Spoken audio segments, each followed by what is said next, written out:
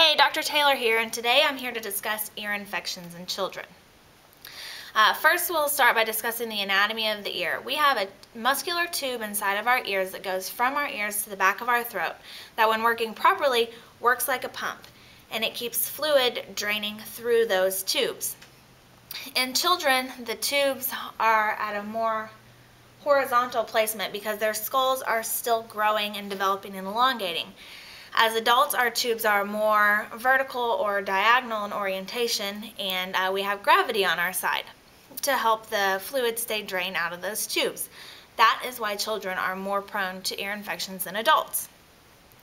So what causes this? Well, if the tubes stop working and they stop pumping, you get a pool of fluid in those tubes, which when stagnant will get infected. The tubes in your ears are supplied from nerves that come from the very top of your spine. If the bones at the top of your spine become misaligned, there's an interference in that nerve supply and those tubes will stop working. This is very similar to how a pool works.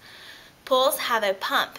If you turn the pump to the pool off, the pool is eventually going to turn green and gross. Same concept in the ears. You turn the pump off, that fluid stays stagnant in the ears, it will eventually get infected.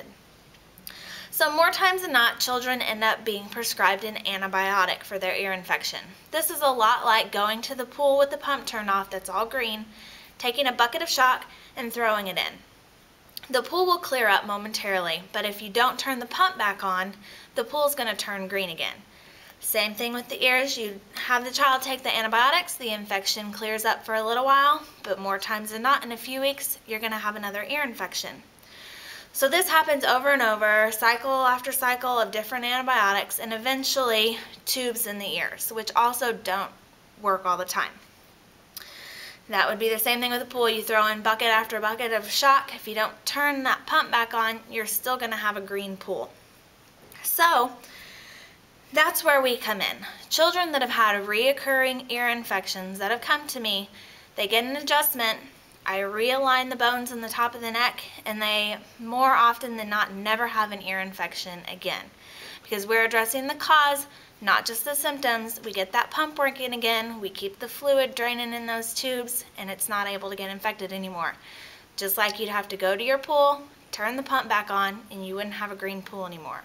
So if you have a child or you know anybody who has a child that suffers from ear infections, please bring them to see me or your nearest chiropractor and let us fix the problem and get rid of those ear infections for good. Thanks. Have a great day.